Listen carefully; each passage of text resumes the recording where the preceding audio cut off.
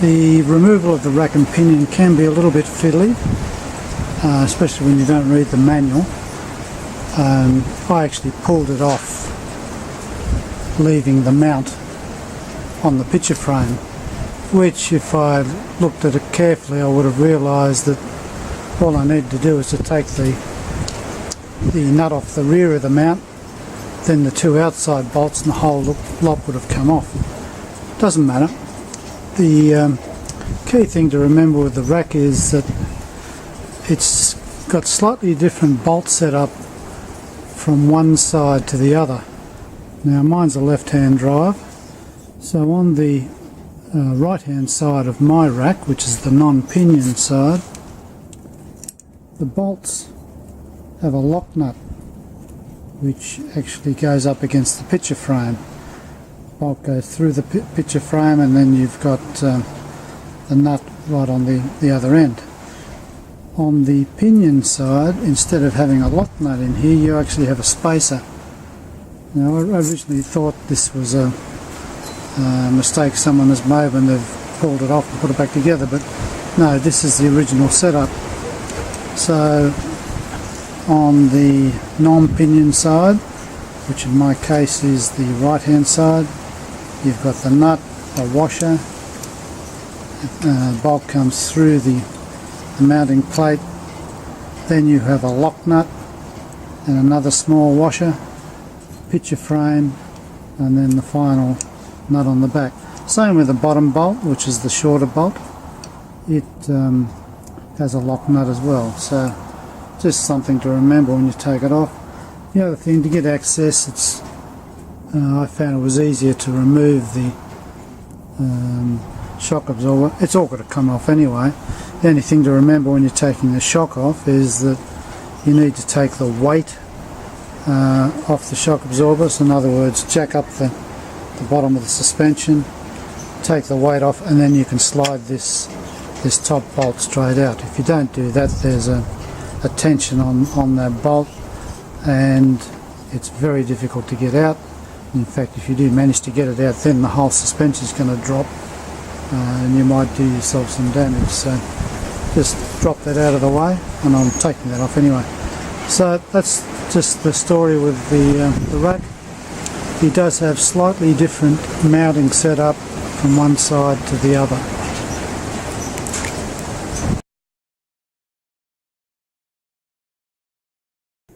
Now I've just started the process of removing the windscreen. The old rubber, of course, is very badly weathered. In fact, it breaks off when you bend it back. But even so, I'm going to be very careful taking it out, that I don't actually damage the edge of the windscreen. Windscreen looks quite okay.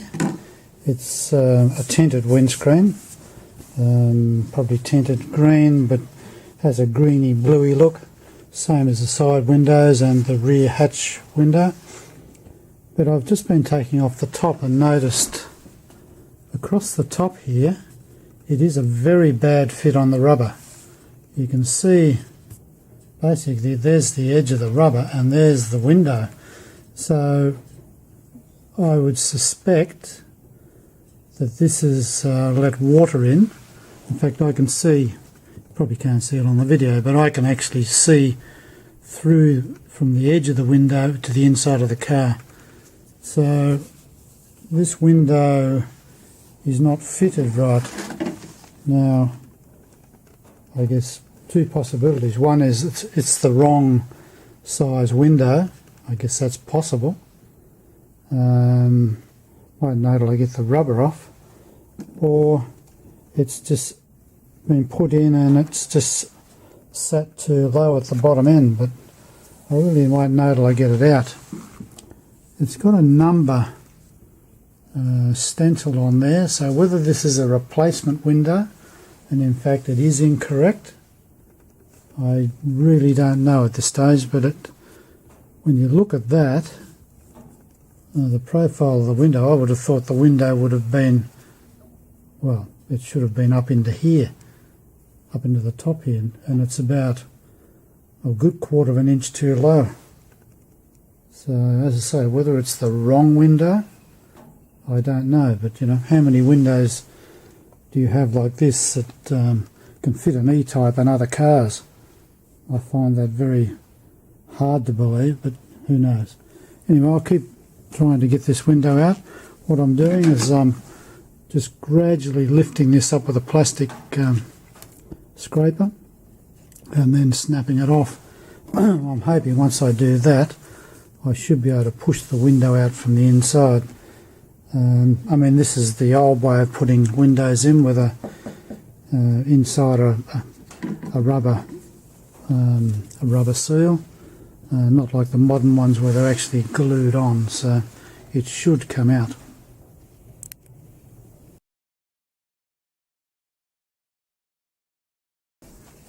Now the windscreen was easy to remove. It's a laminated screen. I would suspect it's a replacement. I mean, this stenciled number, whatever it means, I can't imagine that was put on by the factory and left on there by the factory once it was fitted. I could imagine if it was a replacement, they just wouldn't bother to clean it off.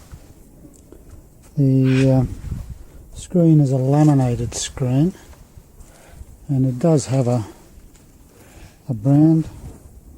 I mean, this is upside down, but what that says is, let's read it, SHAT, S-H-A-T .R proof, shatterproof. Now, I don't believe that's original. I can't imagine an English company labelling something in that fashion. It sounds more an American way of doing things, shortening things, a little catchy phrase. So I'd say replacement when it's been put in, just hasn't been put in with care, which would mean that it's been prone to leaking on the, in this case, the driver's side, which is the left-hand side of the vehicle, adding more problems to the inside of the vehicle in terms of water.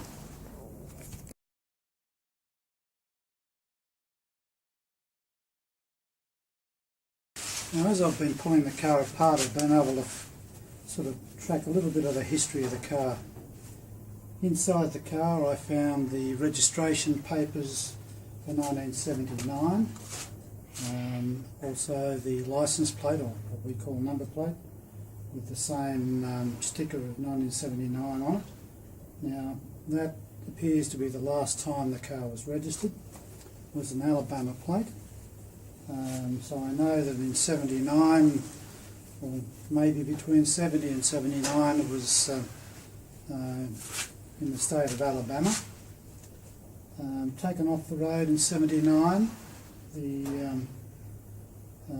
So I've got the owner's name in 79. When I was pulling the seats out under the driver's seat, I found a tag for the owner's pet dog. It's a rabies tag and the name tag. The name appearing on the dog's name was also the surname of the owner in 1979. Now, the tag for the rabies shot, or whatever they have in the States, was 2012. So between 1979, when it was taken off the road in Alabama, it was still in the same ownership at least until 2012. I know it went through a dealer in New York. It was on the dealer's inventory in 2016. I've actually seen it on the inventory. The person who I bought it from in Australia bought it from that dealer. So between the last known date of the owner that I know of and the appearance in New York at the dealer, so between 2012 and 2016, there's a high likelihood it was passed on by that same person to the dealer in New York. Now, I've written to the previous owner, had no response, Now, I don't know whether the person will respond. It's, who knows? Maybe they will, or maybe they just not interested. But I find it a little bit hard to believe they wouldn't be interested in the fact that they've held on to this car for so long. Now, I sort of came off the road in Alabama in 1979. It moved with the owner, or I can track the owner's movements to some extent on the internet. He moved to Kentucky, moved more than once in Kentucky. So this car has been carted along with successive housing moves by the owner. So he's obviously wanted to do something with the car, but never got around to it for whatever reason. The condition of it, as I keep pulling mechanical bits off, the condition sort of indicates that the 40,000 miles is right. Okay, nuts and bolts are a bit hard to get off, particularly suspension things and so on. But where I'm having difficulty is where I'm dealing with plated bolts going into steel casting, or going through aluminium pieces. Now, electrolysis is set in, and these things are very difficult to get off. I suspect the vehicle hasn't been garaged as such, more than likely kept under some form of cover, and maybe that cover's sort of deteriorated over time, because this, the evidence just on the rubbers here on the windscreen, they've really cracked in the sense that they've been exposed to either direct sunlight or the heat from sunlight. So yeah, that's how I arrived at the condition. I've just taken the windscreen off. It wasn't fitting properly. It would have let water into the car. The driver's side as well as the passenger side is rusted in the front section of the floor. It's basically rusted right out.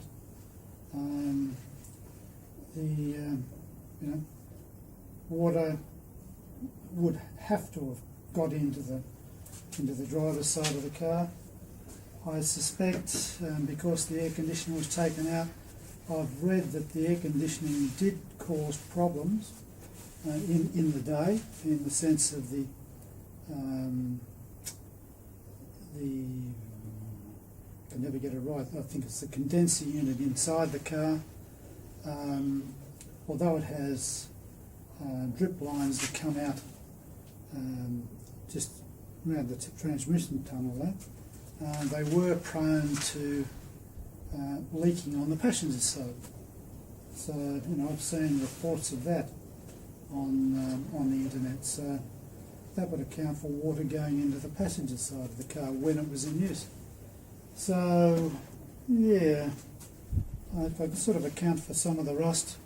Maybe the states of Alabama and Kentucky, the environment there is certainly not a dry environment, not like the west coast of America, and subsequent long storage off the road would account for its condition in terms of rust in other parts of the vehicle. So unless the owner gets back to me and fills in the gaps, that's what I'll be going with.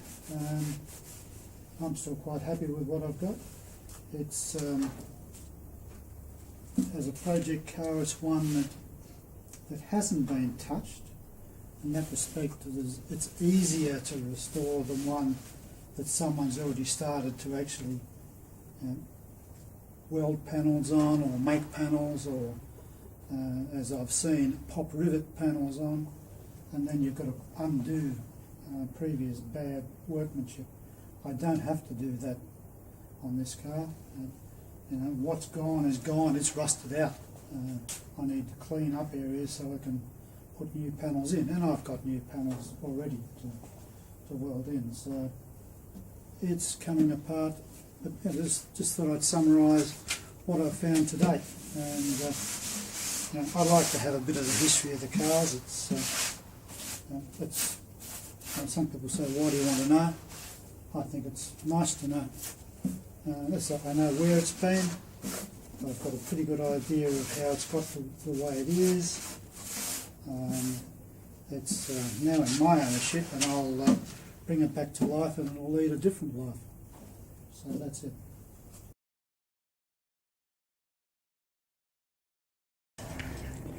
Now I'm removing the crash roll from the interior of the car. That's these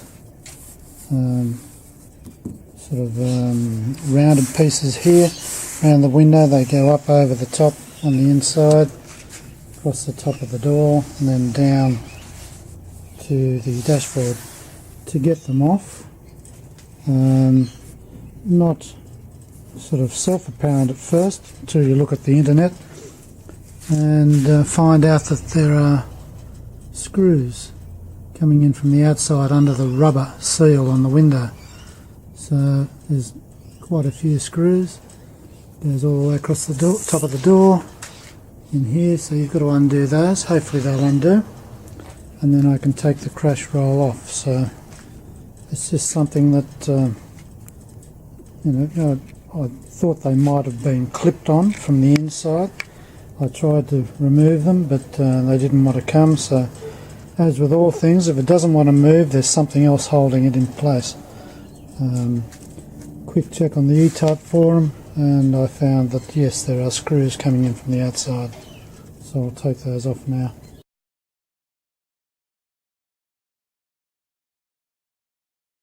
I'm removing the hatch window. Now, I've spent a bit of time on it already. The problem I've got is that these rubbers are very, very weathered.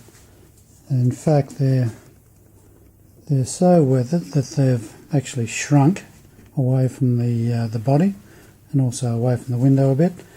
And the rubber is actually gone completely brittle. You watch, I'll just snap that.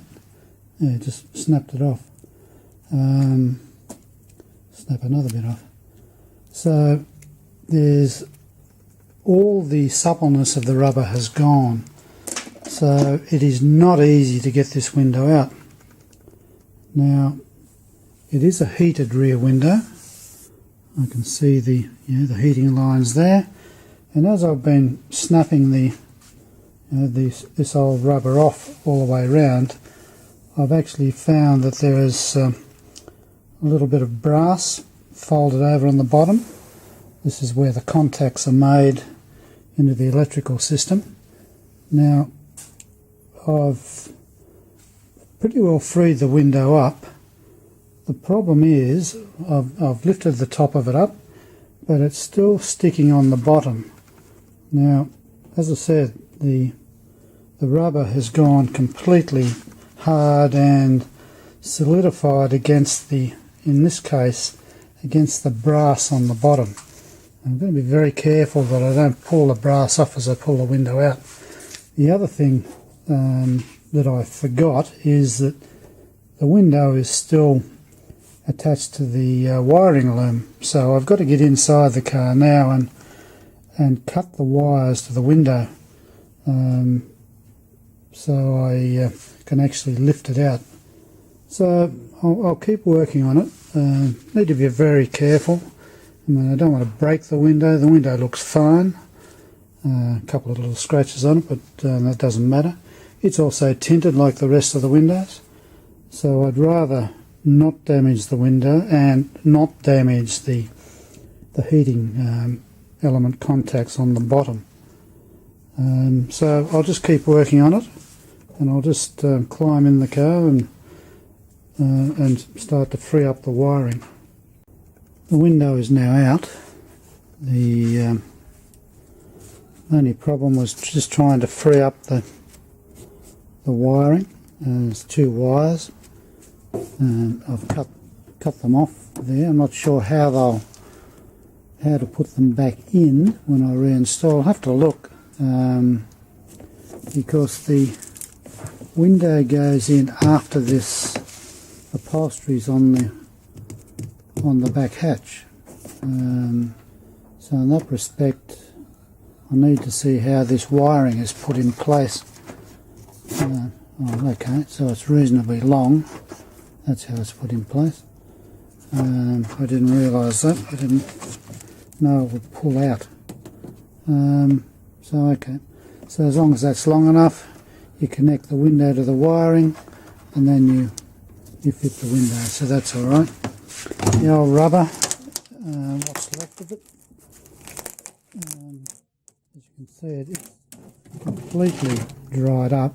I'm surprised it stayed in one piece on the inside. So that's now out, and I'll proceed in taking the hatch off. Now that's windows out of the way, and keep stripping down the inside of the car.